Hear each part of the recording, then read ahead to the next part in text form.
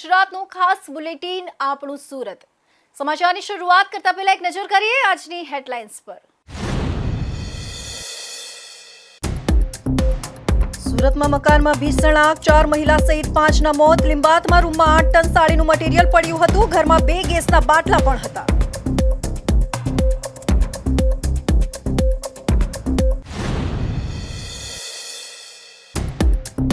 Textile hub સુરતમાં self lockdown જેવી સ્થિતિ। કારીગરોની હિજરત રોકવા ઉદ્યોગકારોનો માસ્ટર પ્લાન। એક પાળીમાં કામ અને સપ્તાહમાં 2 રજાનો નિર્ણય।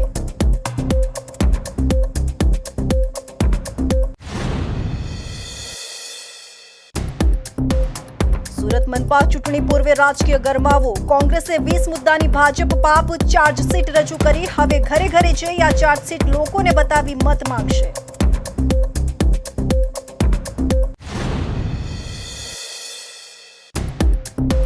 વચ્ચે કેમ પડે છે કહી 20 વર્ષીય યુવકની હત્યા। અમરોલીમાં સામાન્ય ઝઘડામાં પાણીપુરી વાળાને છોડાવવા જતા યુવક પર છરાથી હુમલો। પોલીસે આરોપીની કરી ધરપકડ।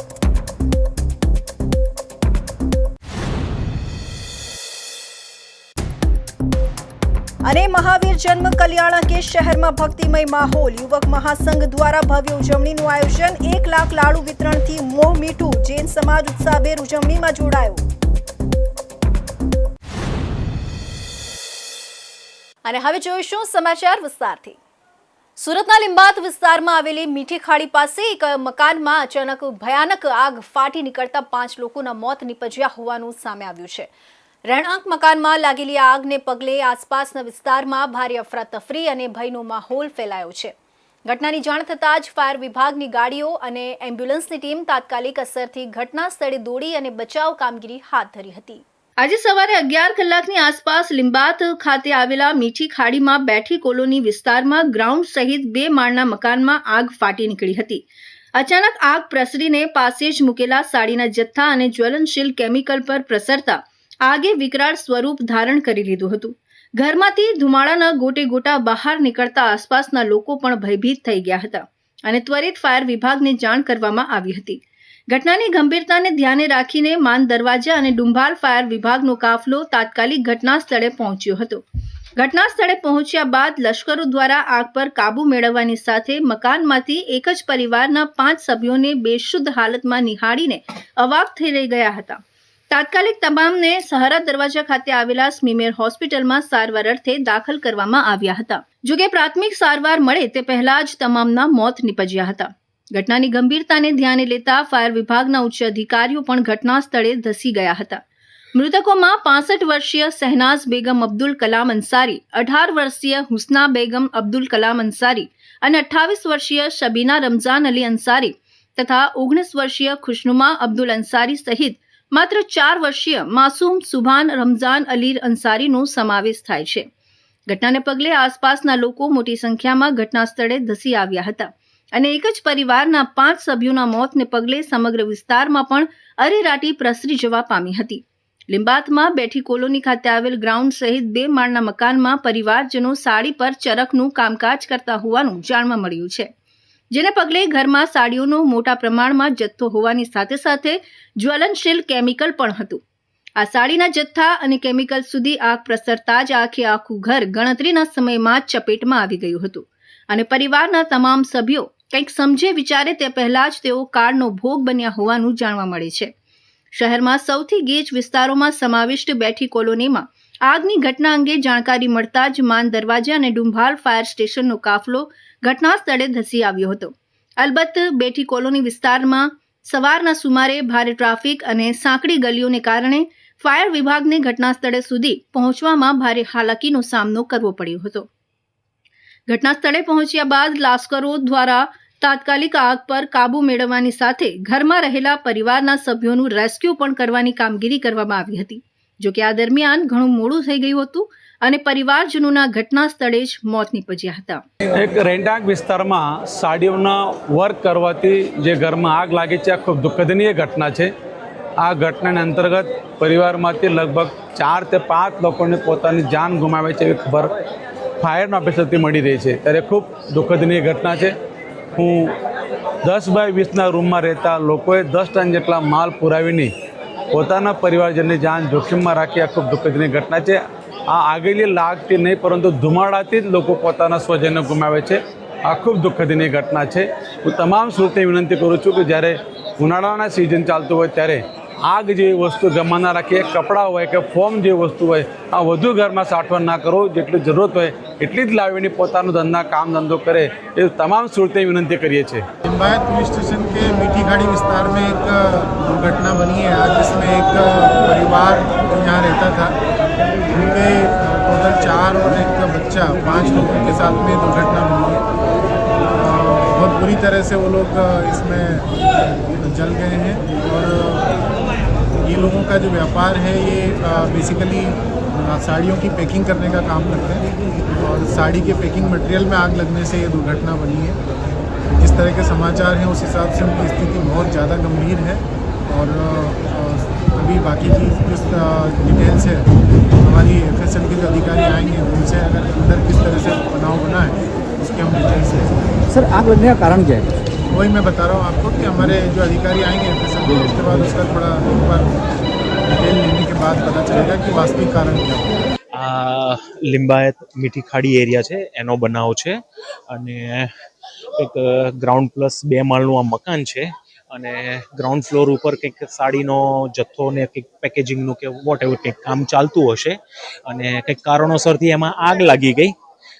જેના કારણે જે ઘરની પાછળની સાઈડ જે કિચન છે, કિચનમાં 4 લેડીઝ અને એક 3 થી 4 વર્ષનો એક બાળક હતું, એ લોકો અંદર ટ્રેપ થઈ ગયા હતા. અને જ્યારે સ્પોટ ઉપર ગાડીઓ પહોંચી ત્યારે વિપુલ પ્રમાણમાં આગ હતી, તેમજ ધુમાડો પુષ્કળ હતો, એટલે વિઝિબિલિટી 0 હતી. પણ એની હાવ આપણે અંદર એન્ટ્રી લઈને ફાયર ફાઇટિંગ કરીને આ 4 બોડીને આપણે રિકવર કરીએ છીએ અને જેમને આપણે સ્મીમેર મેડિકલ કોલેજમાં શિફ્ટ કરેલા છે. એટ પ્રેઝન્ટ આગ લાગવાનું કારણ કંઈ જાણવા મળેલું નથી, પણ અત્યારે આજુબાજુ વાળાઓનું એવું કહેવું છે કે કંઈક શોર્ટ સર્કિટ કે એવું કંઈક થયું ને જેના કારણે આગ પસરી ગઈ હતી. જી આ બહુ ગીચ અને સાંકવી ગલીનો એરિયા છે, એટલે બટ ઓબ્વિયસ છે કે આપણી ગાડીઓને અંદર આવવામાં તકલીફ પડે છે, પણ એની હાવ આપણે જેમ તેમ કરીને આપણે અંદર ઘૂસીને ફાયર ફાઇટિંગ કરેલું છે. મળતી માહિતી અનુસાર ઘરમાં સાડીઓનું કામ ચાલતું હતું, જેથી ઘરમાં સાડીઓ પેક કરવાના ફોર્મ સીટ અને સાડીઓનો જથ્થો રાખવામાં આવ્યો હતો. જે દરમિયાન ઇલેક્ટ્રિક સ્વિચ બોર્ડમાં તણખા ઝરતા આગળ પડેલા ફોર્મમાં આગ લાગી હતી. જો કે ફોર્મ આગ ન પકડતું હોવાથી ધુમાડો ફેલાયો હતો, જેથી તેમાં રહેલા કેમિકલવાળા ધુમાડાના કારણે ઘરમાં રહેલી 4 મહિલા સહિત એક બાળકનું ગૂંગળામણથી મોત નીપજ્યું હોવાનું પ્રાથમિક તપાસમાં બહાર આવ્યું છે. વૈશ્વિક સ્તરે રશિયા યુક્રેન બાદ હવે ઈરાન અને ઇઝરાયલ વચ્ચે સર્જાયેલી યુદ્ધ જેવી તંગદિલીની સીધી અસર અને નકારાત્મક અસર સૌથી મોટા ટેક્સટાઇલ હબ ગણાતા સુરત પર પડવાની શરૂ થઈ ગઈ છે. આંતરરાષ્ટ્રીય બજારમાં ક્રૂડ ઓઇલના ભાવમાં અસ્થિરતા અને લોજિસ્ટિક્સ ક્ષેત્રે ઊભી થયેલી અડચણોને કારણે ટેક્સટાઇલ ઉદ્યોગના પાયાના કાચા માલ એવા યાનના ભાવમાં અસહ્ય વધારો ઝીંકાયો છે. આ કટોકટીના સમયે ઉદ્યોગને જીવંત રાખવા અને લાખો કારીગરોની રોજીરોટી છીનવાતી અટકાવવા માટે ફોગવા દ્વારા એક મહત્વપૂર્ણ બેઠક બોલાવવામાં આવી હતી. ઈરાન અને ઇઝરાયલ વચ્ચેના સંઘર્ષને કારણે વૈશ્વિક સપ્લાય ચેઇન ખોરવાઈ છે. ટેક્સટાઇલ ઉદ્યોગમાં વપરાતા વિવિધ પ્રકારના યાનના ભાવમાં છેલ્લા કેટલાક દિવસોમાં મોટો ઉછાળો જોવા મળ્યો છે. બીજી તરફ યુદ્ધની સ્થિતિને જોતા વેપારીઓમાં પણ ફફડાટ છે, જેના કારણે નવા ઓર્ડરમાં ધરખમ ઘટાડો થયો છે. માર્કેટમાં તૈયાર કાપડનો ભરાવો થઈ રહ્યો છે અને પેમેન્ટની સાયકલ પણ ખોરવાઈ રહી છે. જો ઉત્પાદન અવિરત ચાલુ રાખવામાં આવે તો ઉદ્યોગકારોને ભારે આર્થિક નુકસાન સહન કરવાનો વારો આવે તેવી સ્થિતિ ઊભી થઈ છે. સુરતના વિવિધ વિસ્તારોના ઉદ્યોગ અગ્રણીઓ અને ફોગવા ફેડરેશનના પ્રતિનિધિઓ વચ્ચે યોજાયેલી આ બેઠકમાં સર્વાનુમતે નક્કી કરવામાં આવ્યું છે કે ઉદ્યોગને સંપૂર્ણપણે ઠપ્પ કરવાને બદલે પ્રોડક્શન કાપનો આશરો લેવો જોઈએ. આ માટે જે એકમો અત્યાર સુધી 24 કલાક ધમધમતા હતા તેઓ હવે માત્ર એક જ શિફ્ટ એટલે કે 12 કલાક જ મશીનો ચલાવશે. આનાથી વીજળી બિલ અને અન્ય મેન્ટેનન્સ ખર્ચમાં ઘટાડો થશે. ઘણા એકમોએ અઠવાડિયામાં રવિવાર ઉપરાંત અન્ય એક દિવસની રજા રાખવાનું નક્કી કર્યું છે. આમ સપ્તાહમાં માત્ર 5 દિવસ કામ કરવાથી ઉત્પાદનમાં અંદાજે 30% થી 40% ઘટાડો લાવી શકાશે. સુરતનો ટેક્સટાઇલ ઉદ્યોગ લાખો પરપ્રાંતીય શ્રમિકો પર નિર્ભર છે.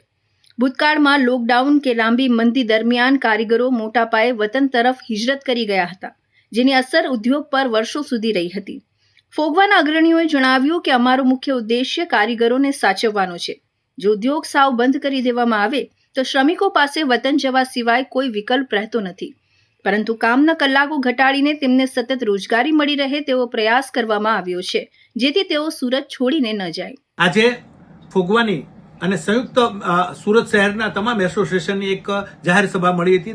તેની અંદર આશરે મોટી સંખ્યામાં વિવર્સો ઉપસ્થિત રહ્યા હતા અને એમાં એક સર્વાનુમતે નિર્ણય કરવામાં આવ્યો છે કે એક પાળી આપણે ઇન્ડસ્ટ્રીઝને ચલાવવાની છે અને અથવા તો 2 અઠવાડિયામાં 2 રજા, વીકલી 2 રજા રાખવાની છે. પણ કોઈ પણ જગ્યાએ કોઈ પણ 24 કલાક માટે જો વર્કર હોય તો એમની રોજગારીનું ધ્યાન પણ આપણે રાખવાનું છે, કારણ કે તો 24 કલાક તમે ચલાવો છો એનો પણ વિરોધ કરવાનો નથી. પણ આપણે અત્યારે યુદ્ધની પરિસ્થિતિની અંદર આપણે વેચાણ ઉપર પણ ધ્યાન આપવાનું છે અને ખરીદી ઉપર પણ ધ્યાન આપવાનું છે, જેથી કરીને ગ્લોબલી આપણા બિઝનેસને કોઈ પણ જાતનું નુકસાન ન થાય એના માટેની ખાસ આ સભાની અંદર ચર્ચાઓ થઈ છે અને સર્વાનુમતે એક સૂરમાં એક જ અવાજે તમામ એસોસિએશનો સાથે મળીને આજે એક જાહેરાત કરવામાં આવી હતી કે એક પાળી ઇન્ડસ્ટ્રી બંધ રહેશે.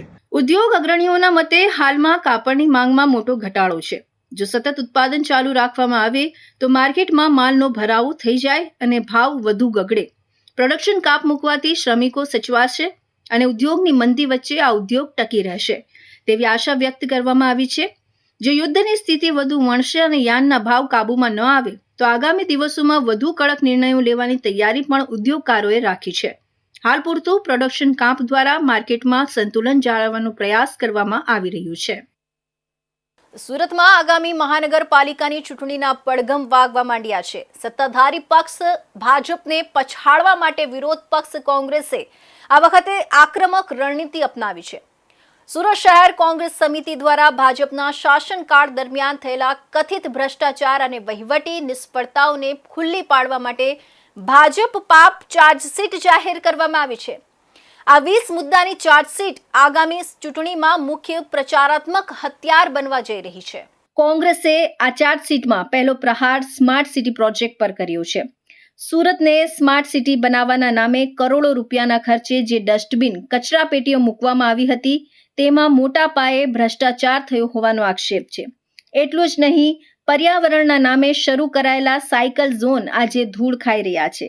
તેમાં થયેલું રોકાણ જનતાના ટેક્સના પૈસાનો વેડફાટ હોવાનું કોંગ્રેસે જણાવ્યું છે.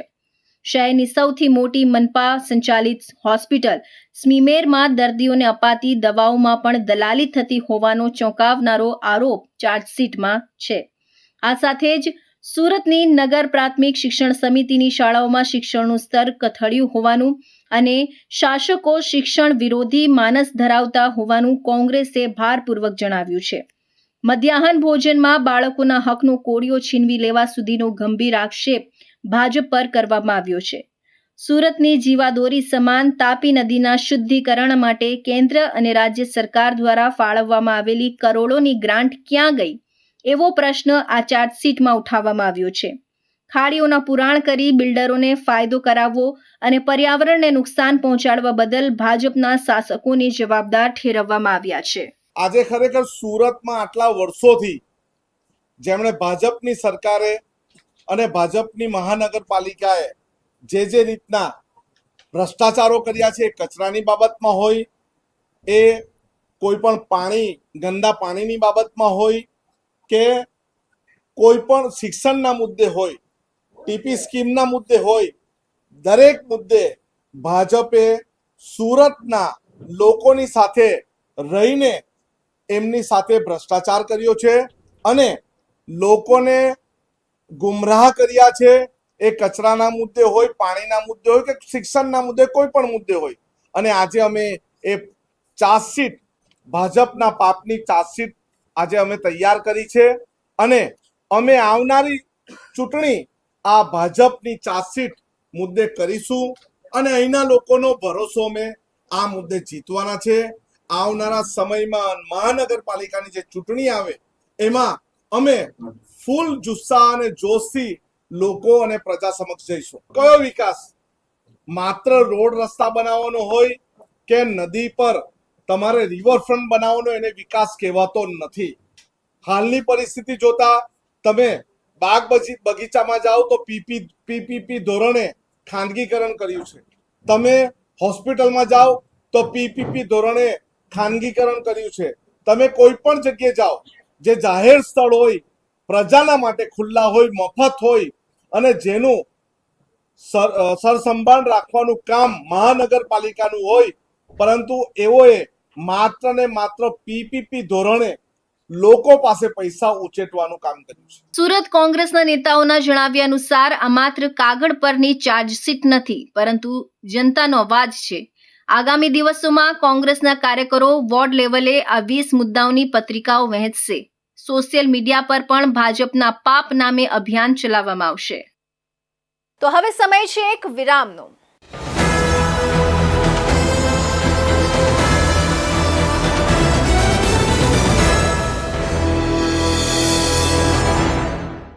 મુદ્દાઓ છે દેશના,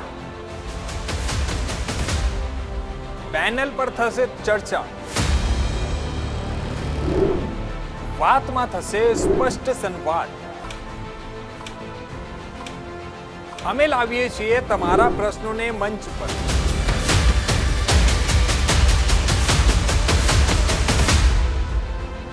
કેમ કે સમસ્યા તમારી, લડત તમારી. જુઓ મારી સાથે ફક્ત ઇન્ડિયા ન્યૂઝ ગુજરાત પર.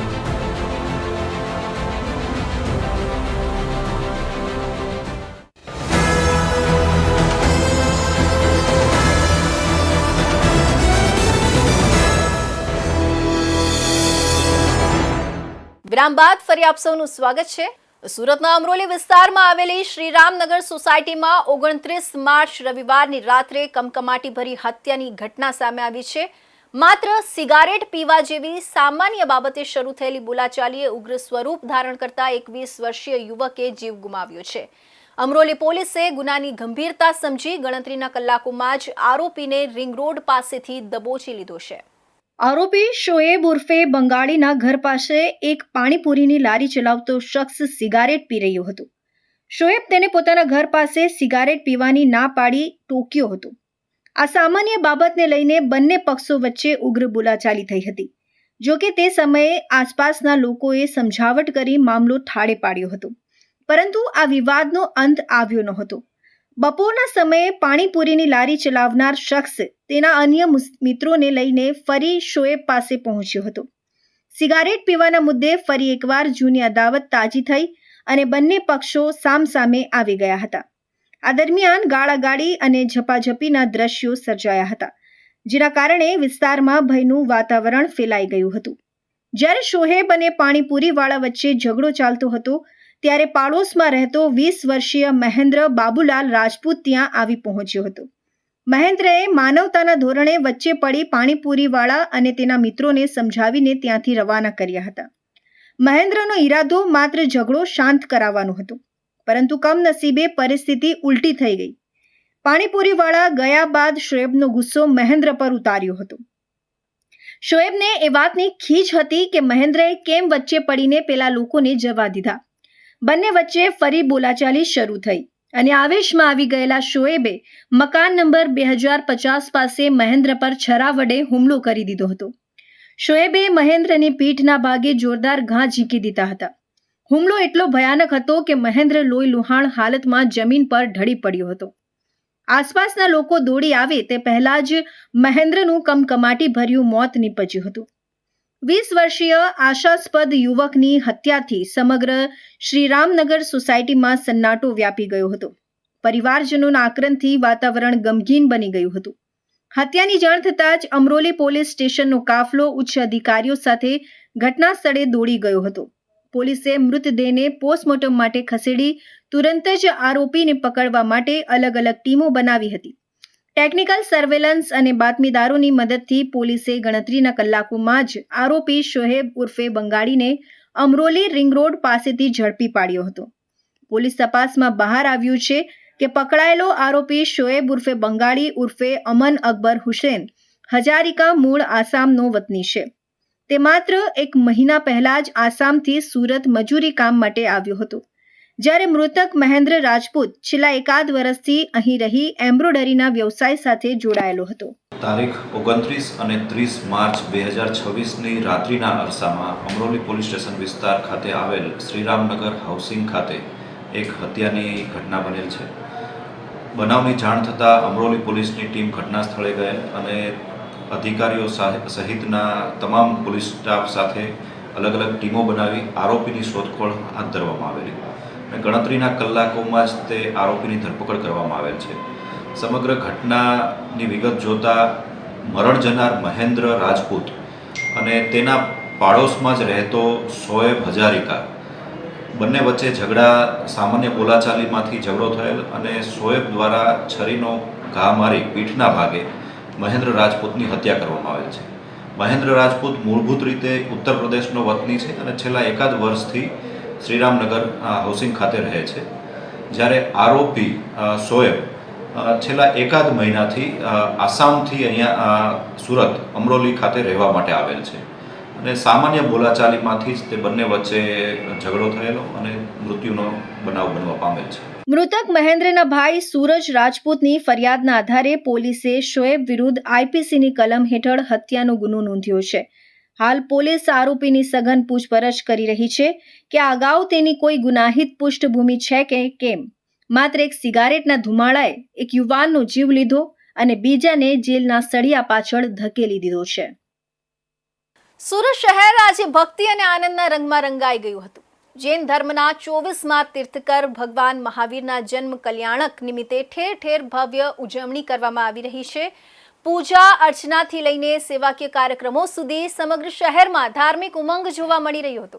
ખાસ કરીને શ્રી જૈન શ્વેતાંબર મૂર્તિ પૂજક યુવક મહાસંઘ દ્વારા કરવામાં આવેલા આયોજન આ ઉજવણીનું મુખ્ય આકર્ષણ બન્યું છે. સમગ્ર શહેરમાં આજે જૈન ધર્મના 24માં તીર્થકર ભગવાન મહાવીરના જન્મ કલ્યાણક નિમિત્તે ભક્તિ અને આનંદનો માહોલ જોવા મળ્યો હતો. ઠેર ઠેર ઉજવણી સાથે જૈન સમાજ દ્વારા ધાર્મિક અને સેવાકીય કાર્યક્રમો યોજાયા હતા. ખાસ કરીને શ્રી જૈન શ્વેતાંબર મૂર્તિ પૂજક યુવક મહાસંઘ દ્વારા ભવ્ય આયોજન કરવામાં આવ્યું હતું.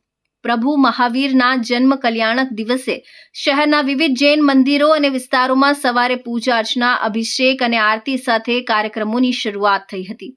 ભક્તોએ પ્રભુ મહાવીરના ઉપદેશોને યાદ કરીને અહિંસા, સત્ય અને કરુણાના માર્ગ પર ચાલવાનો સંકલ્પ લીધો હતો. સમગ્ર વાતાવરણ ભક્તિ રસથી ઓતપ્રોત બની ગયું હતું. આ અવસર પર શ્રી જૈન શ્વેતાંબર મૂર્તિ પૂજક યુવક મહાસંઘ દ્વારા વિશેષ ઉજવણીનું આયોજન કરવામાં આવ્યું હતું, જેમાં મોટી સંખ્યામાં જૈન સમાજના લોકો જોડાયા હતા. મહાસંઘ દ્વારા 1 લાખ લાડુઓનું વિતરણ કરીને સૌનું મોઢું મીઠું કરાવવામાં આવ્યું હતું.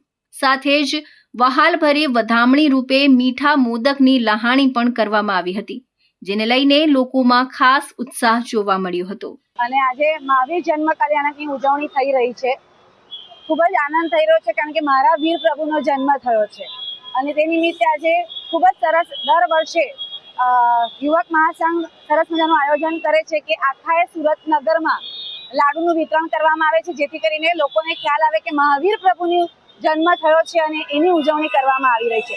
જૈન ધર્મનો જય જયકાર કરવામાં આવી રહ્યો છે.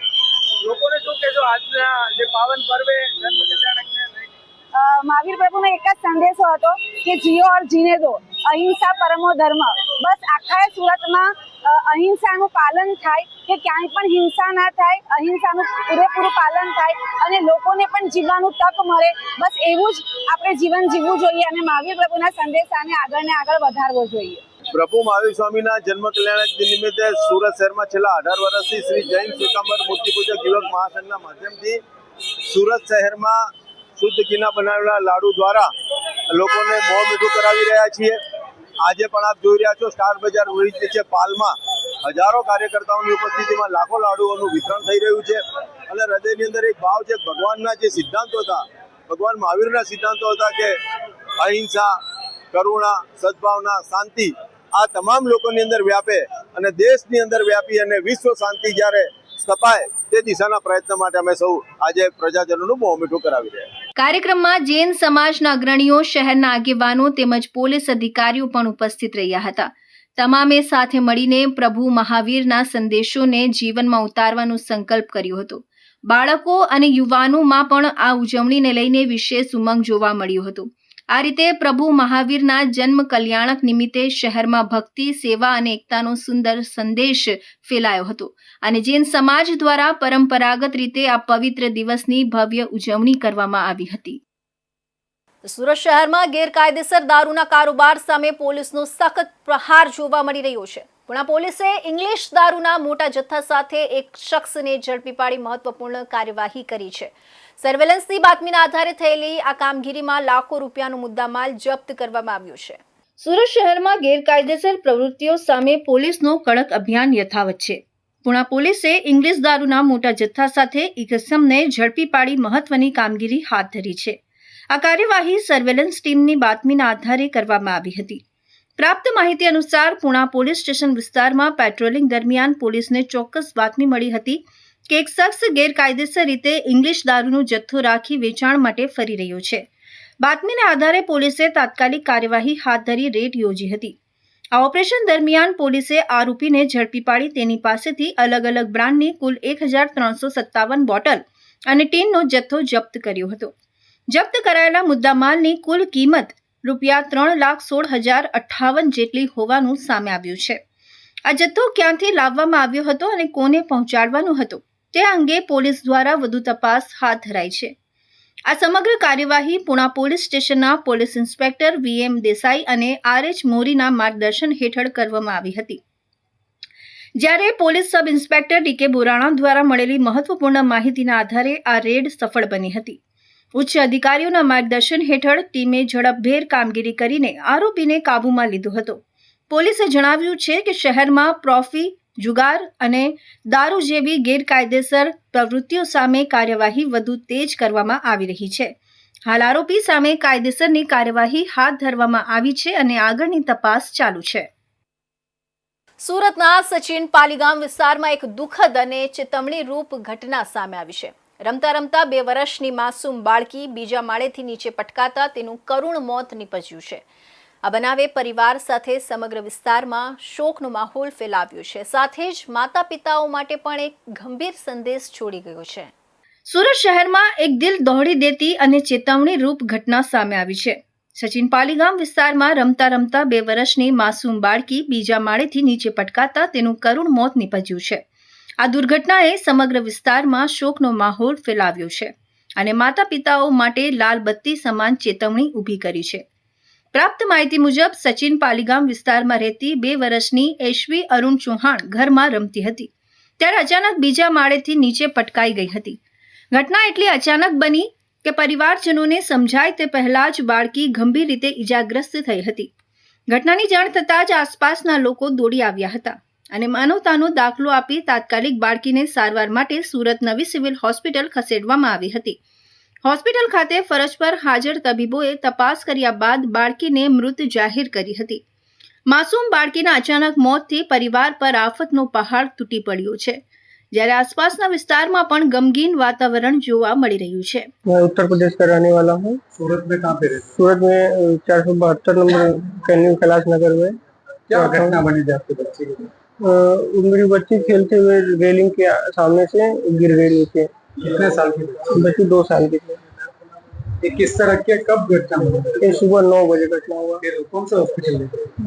वहाँ पे एक हमारा छोटा सा हॉस्पिटल है सिविल नाम का है पालीगांव में. वहाँ ले गए तो बोला कि नहीं आप सिविल लेके जाओ.